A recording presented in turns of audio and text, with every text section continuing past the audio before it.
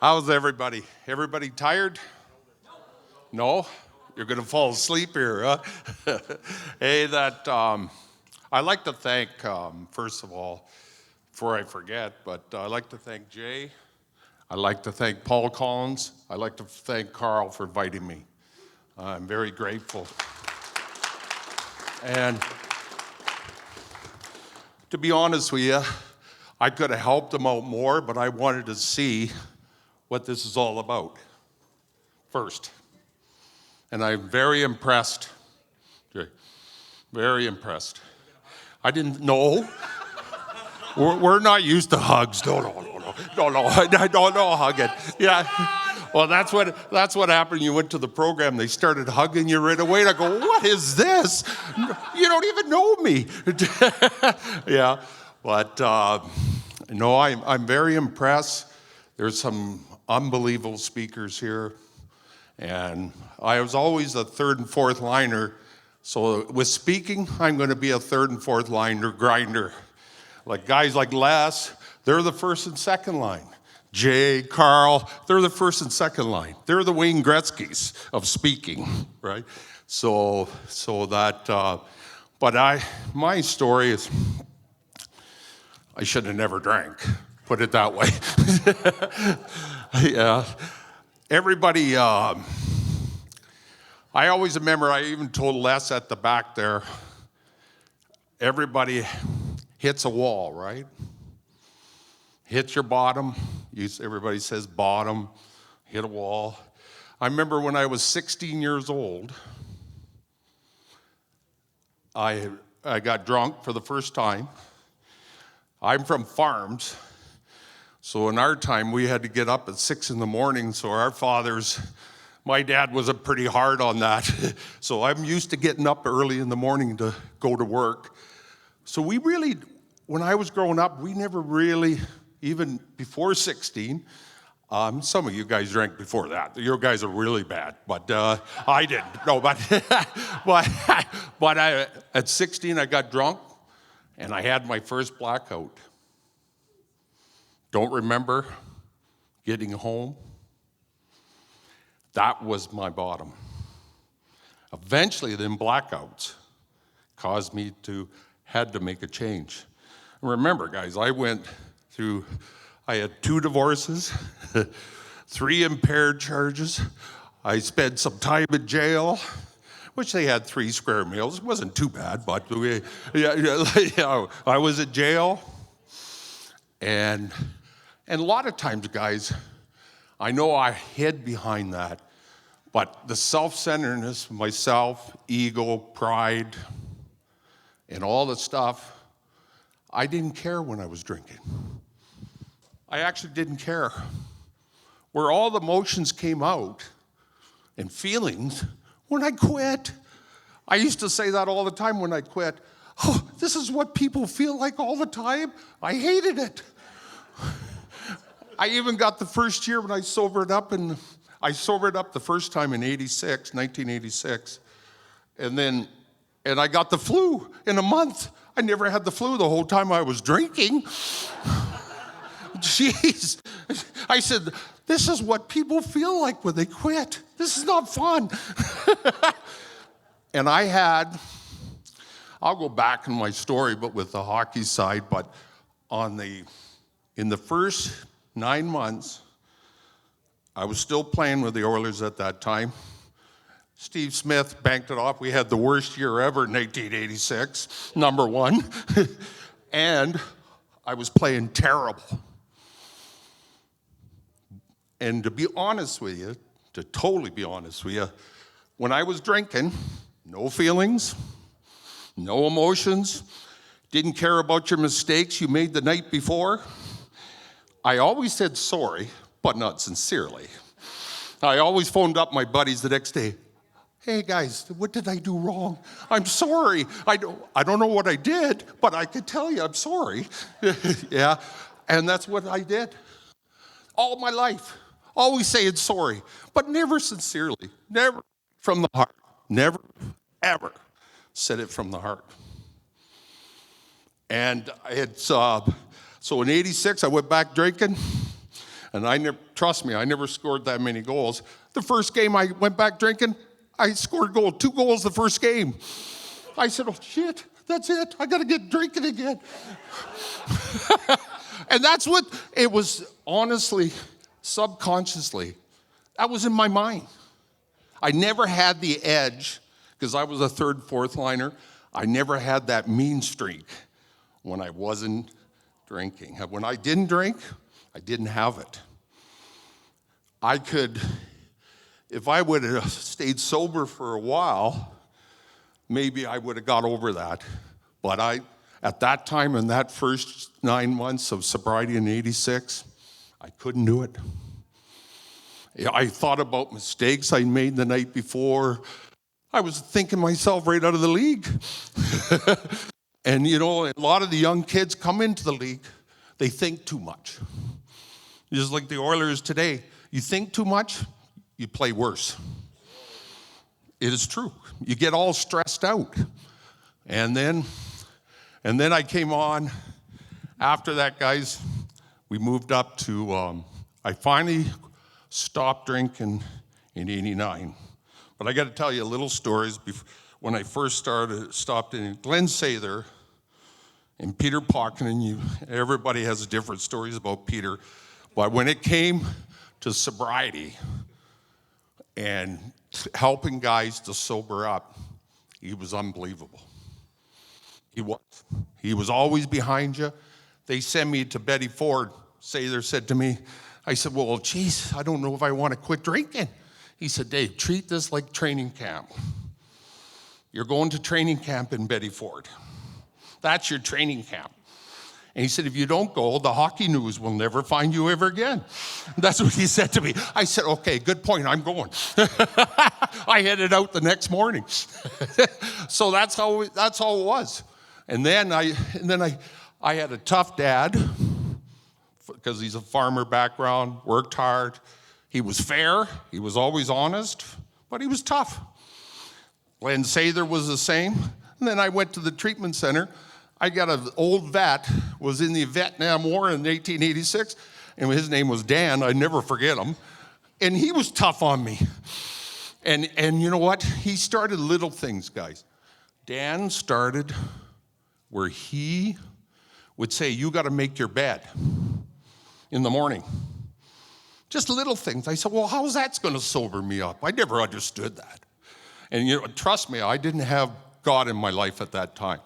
No. I just went and I said, he said, if you want to make your bed properly, or I'm coming back and to mess it up, or you're going to stay in this treatment center longer. So I said, okay, I'm going to make my bed. I'm really going to bear down on my bed. That's how the little things he started with. And the biggest step when I was in treatment, even me going back, was doing a 4th and 5th step. Does anybody know the 12 steps here?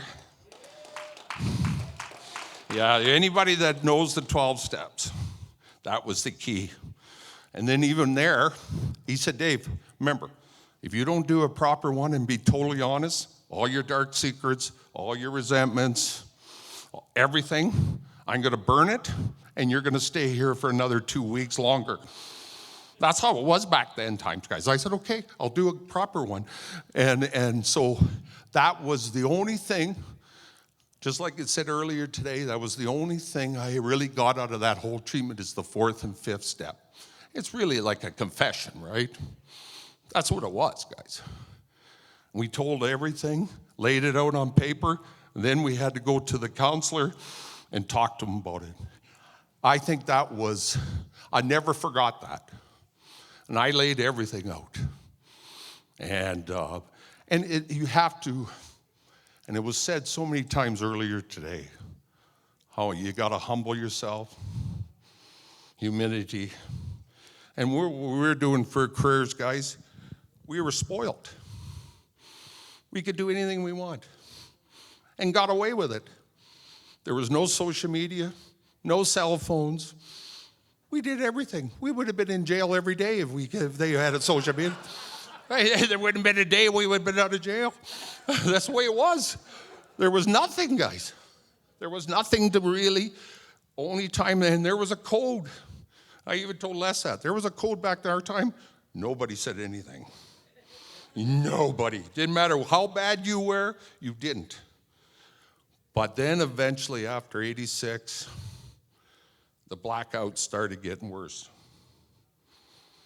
And then I was on, honestly, I got married the second time. I was on my second divorce coming up, and I knew my career was coming to an end. And so I ended my career in 89, 90. And what happened, I had no money left, too. I had 2 divorces to pay. They took it all, and I deserved it, too. It was 100% my fault. I actually had 2 good wives, so it was 100% my fault. And what happened then is that I was ending my career with no job. I was broke, and it changed you. And the blackouts are getting worse because I'm very grateful that I never hit anybody. The gratitude, a lot of people there in the meetings, we talk about gratitude lots. We should talk about it more because you got to be thankful. Back then, Gary never arrested me. Did you arrest me? Oh, thanks. Yeah. And where's John? Where's John? John's still here? Remember, I got an addictive personality. You can tell why. See what happens? I eat everything. No matter what I do, eat, chew, work, same thing. If you have an addictive personality, and you can understand this, Jay, you work just same thing. You do everything at full steam ahead. And does it cause problems in your marriages? And really, I hate to say that, nothing against the ladies, but that wasn't my bottom divorce. It wasn't. I was losing my game that I loved. Hockey was slipping away. Because in our time, guys, hockey always was ahead. And I know that's self-centeredness, but hockey was ahead of everybody. For your family, that was the last thing you really thought about. I don't know if that's from the coaches. They always said, you want to win? Hockey comes first. And so did I hurt somebody? Did I have a lot of amends to make after I sobered up? Oh, yes. Did I like it? No. And some of them were the easiest, like my mom and dad. I said, hey, I like to say sorry for all the pain in the butt I was and when I was drinking. And they said, oh, that's all right. You quit drinking now. We don't care anymore. That was it. So you get so worried to make an amends. Sometimes it's that simple. To my ex-wife, especially my first wife, because I always just tell you, I like what Mr. Reed talked about, I used to tell my wife, I don't even like myself. And how the hell am I going to love myself? So it's going to be pretty tough to love you. I wasn't there. I had no emotion when I was drinking. Whoop, what did they do? Oh, that's bad. No. They're cut off. Yeah, I didn't even love myself. Yeah. I remember when I made amends to her, I said, hey, listen, even Jesus wouldn't have lived with me. So I don't blame you one bit if you leave and leave now. Yeah, right. Geez. So it was quite a, my career, and we had lots of fun. I'm very grateful I played. I got into the insurance business, what Paul mentioned earlier. Then I got into the oil field. And there's been lots of challenges, but I'm very grateful for a lot of things. First of all, I am grateful for I never hurt nobody when I was driving. Because remember back in the late 70s and 80s, everybody drove. We used to go to the police station downtown. Remember the bar? Remember that bar at the police station? You remember that? We used to go there all the time, but holy cheese, can you drive me home? Anybody drive me home? Yeah, we were very fortunate not to hurt anybody. And there was, the guys. I always remember one time, because we were a third and fourth line, we used to tell Wayne Gretzky all the time. He said, Wayne, listen, you're the best player. You got to go home. Dave Semenko and I will stay out and make sure everybody's good at the bar. And that's what we used to say to him all the time. He said, you got to go home because we got to win the game tomorrow night. And we'll be all right. We just play once in a while. So it was, I'm not saying, a lot of guys say they all had bad times. I didn't have all bad times. I didn't. I had a lot of good times. It got to a point in my life, I had to make a decision.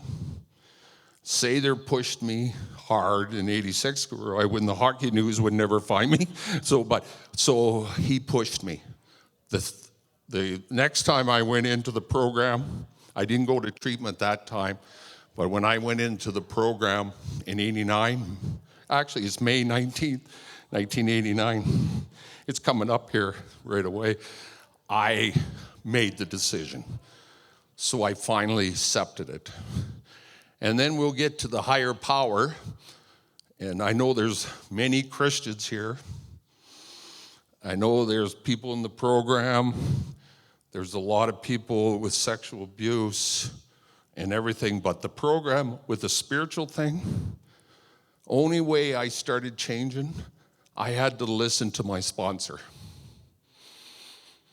And as soon as I accept, he told me to do, you got to get on your hands and knees in the morning and ask for help. And at nighttime, you got to say thank you. I said, well, I don't believe in it. It's going to be phony. He said, fake it till you believe it. So that's what he told me. I said, okay, I can fake it till I believe it. That's how it started. So I faked it till I believed it, and then my prayers start to change. And then we were told to read the big book every day, which I still do. I have a healthy fear now, but one day at a time. Because thinking of self-centeredness, we had resentments for people.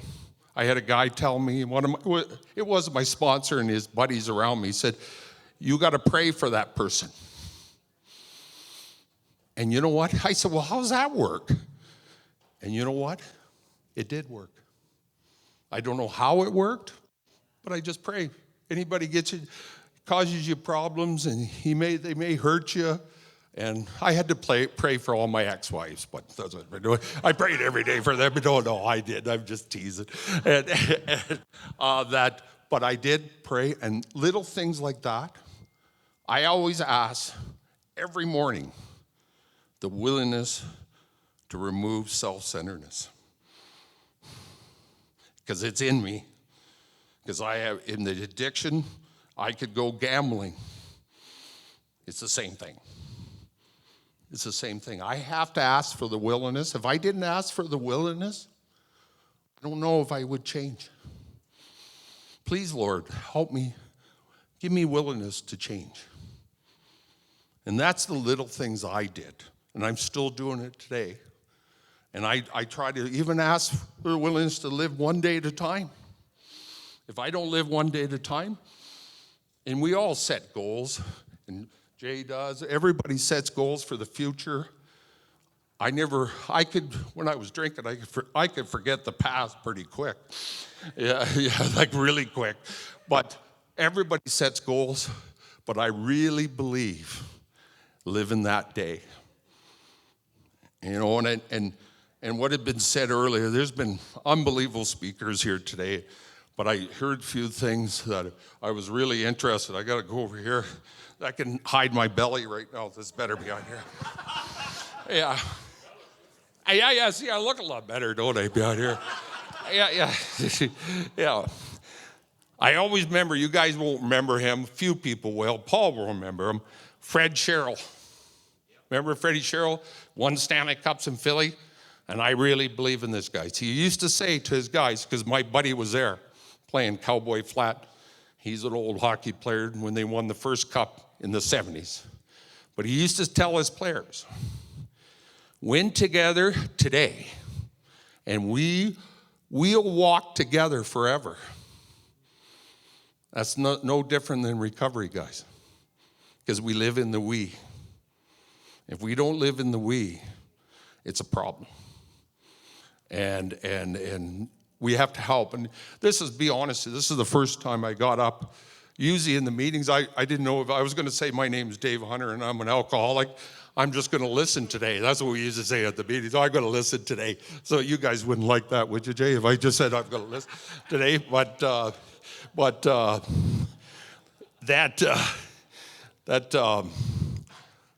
losing something you really love. I got a great wife today, and Paul knows her. A great wife today. She's never saw me drink. She came in later. I was about 32.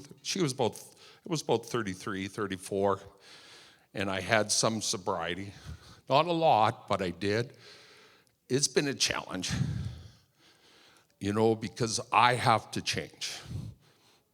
You know how you always want to change everybody else?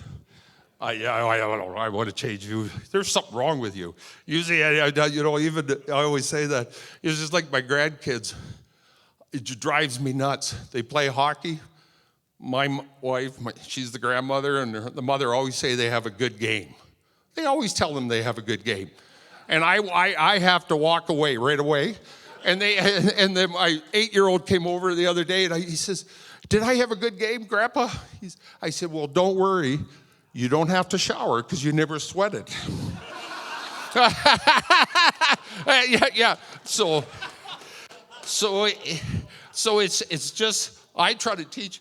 It's in hockey. It's in recovery. There's always a price you have to pay. And, and there's, if you stay in the actions, your thinking will change.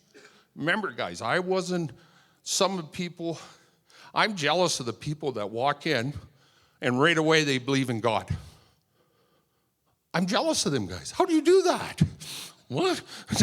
I don't even know who he is. He's not in my heart. I don't feel him, right? But there's a lot of people accept it. I had to learn listening to that's why I go back to the program. That's why I try to live one day at a time. And I hope I'm not lectured today, guys. I am not a lecturer. But I know myself. Because I can get back in the old ways. It's like chewing tobacco. I chew tobacco, right? So that's an addiction too. I do it full steam ahead. I don't ask God to get rid of tobacco. I don't want him to take it away. I said, no, you're not having that yet.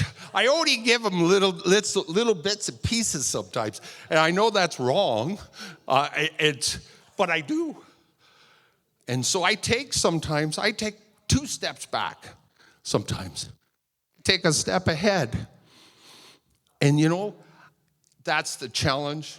That's the 12-step program. That's the fun part of it, right? Because I got through a lot of things, and everybody said I hide my feelings behind that. I used to laugh at myself all the time. I really believe you have to laugh at yourself. And I know sometimes they'll all say, well, you're hiding your feelings. Well, maybe I don't have feelings today. I just want to laugh at myself because I did something stupid. That's all, right? I want to laugh at myself. But I really believe in laughter, having fun. And today, guys, I've seen a lot of laughter. I'm really impressed. Thank you.